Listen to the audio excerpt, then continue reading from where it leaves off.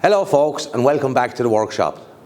As some of you who have been following me on Instagram have seen, I've started in the last week to do a little bit of refurbishment work to a motorhome, and as part of that I was going to do a little bit of a tidy up to the storage area in the back where I keep all my hookup cables, and I even keep a water hose for topping up the water when we're away and things like that. So I decided that I was going to do a French Cleat system, and so into this video I'm going to show you how I make this simple little extension cord tidy that'll incorporate onto a French Cleat to keep everything nice and tidy and neat in the back of the motorhome.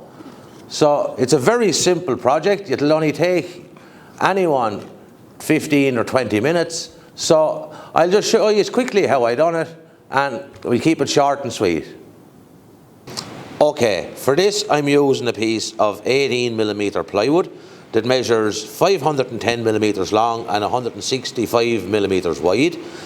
I've already marked some of the reference points and lines to be used just to speed up the process. But we'll start at the bottom where I need to cut the recess to engage the French Cleat. And for this I measured in 130mm from both ends, and I marked a line 18mm from the bottom edge because that's the thickness of plywood that I'm going to use to make the French Cleat itself. So with those marked, all I need to do is from the 130mm line mark 45 degree up to the 18mm line.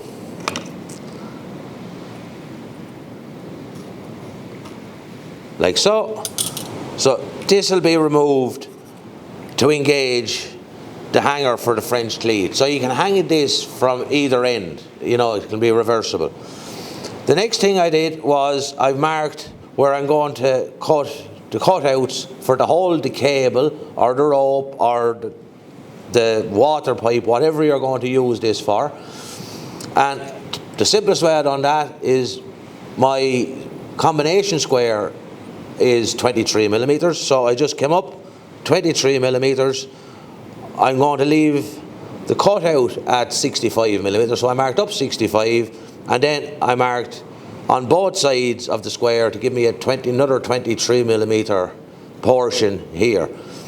So with that done on both ends, I just need to measure the depth of the throat of each cutout, and for that I'm going to use 80mm, but you can change that to suit how much cable or hose you're wanting to put on it.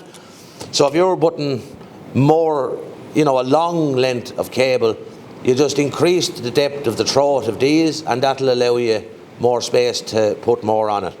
It's better to do that than make these pieces narrower, because then it'll be a little bit weak, and if you happen to accidentally let it fall, you might break one of those off.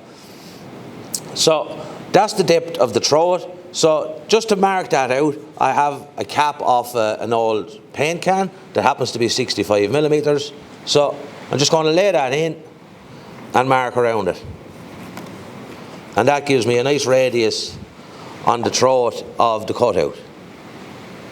You could use a compass, but I'm lazy. So that's both of those marked. The next thing I want to do is I want to form a handle at the top, and for that I've got my center line and I marked down 40mm. Now to get the width of the handle, I'm going to make the handle by boring two holes and then just joining between them to make the cutout. So I'm going to use a 35mm Forstner bit for this. So I'm just going to measure out 50mm from the center line in both directions, and that'll give me the center point for the holes. The quickest way to mark this to get the top and the bottom of the cutout is to just get your bit and just lightly mark both holes without actually boring the whole way through.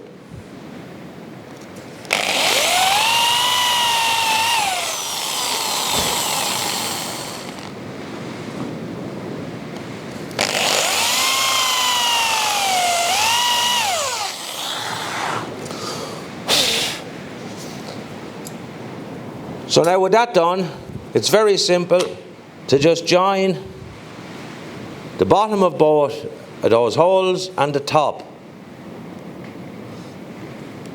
so that when you go to bore those out and cut, you don't have to come back to mark it out. So that's marked out, so all this has been removed. The next thing I want to mark is two cutouts here to hold both ends of the cable. So you connect one end and then you roll it up and you have some place to hang the other end. So on that, I'm using the top line from both ends, just carried in. I'm going to come out about 120 mil on each side to get my points there and there. And for that, I'm going to use a 12.5 mil drill bit there and there. And I'm going to be running out at 45 degrees to create the trench for those two to sit into. So, as before, the simplest thing to do is just notch them with the bit and then just carry out at 45 degrees.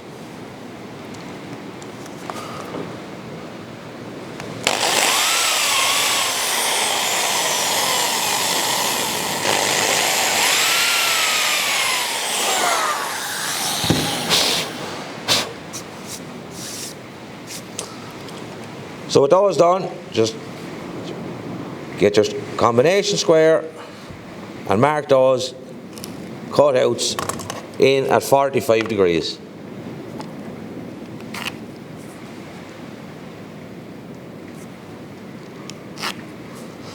So this material has been removed also. Once those are done, the only thing that's left to do is just put a little bit of a design on the top, just to knock off the corners and make it a little bit tidier. This is not important as to what design you put on this. You can just, whatever you feel like putting on it, you can just go straight across if you want. I'm just going to put a little bit of a curve, and I'm not going to try and make any bit of a, get a bit of slip or anything like that to try and bend it. I'm just going to do it freehand as to what I think might look nice, like that.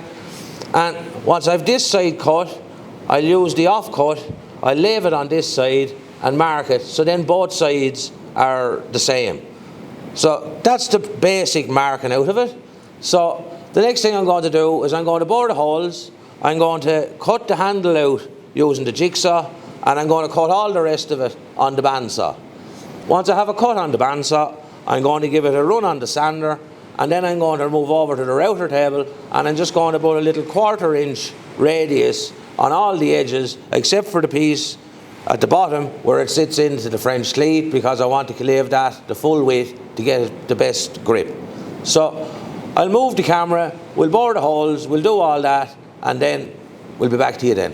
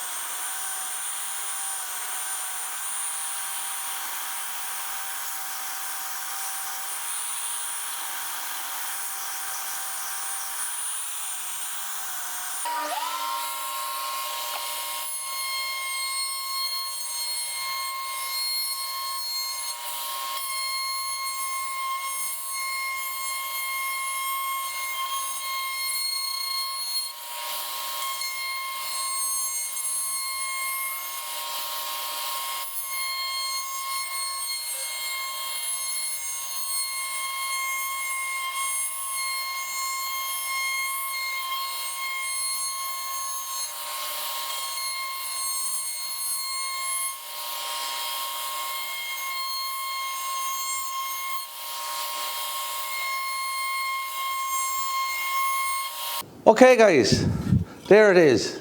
That's how simple it is to make a handy little extension cord tidy. Or like I said before, it can be used for a piece of rope or a bit of garden hose. I'm going to be using it for nearly all of them for what I'm using. But to use it, it's very simple. Just get your notch here, put your socket through it, and just coil it up.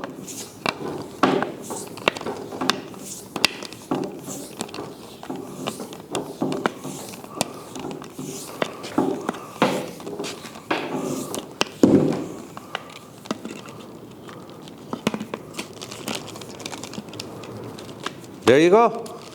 Just wrap the end trailing socket in on the end. It'll never stir, and it's very neat, tidy and compact. And like I say, you just hang it up on your French cleat and everything is nice and handy and easy to get to. So hopefully someone will find this handy. So as usual, if you like this old video, maybe you'd consider giving it a thumbs up. And if you're new to the channel, maybe you might consider subscribing. So until next time, good luck.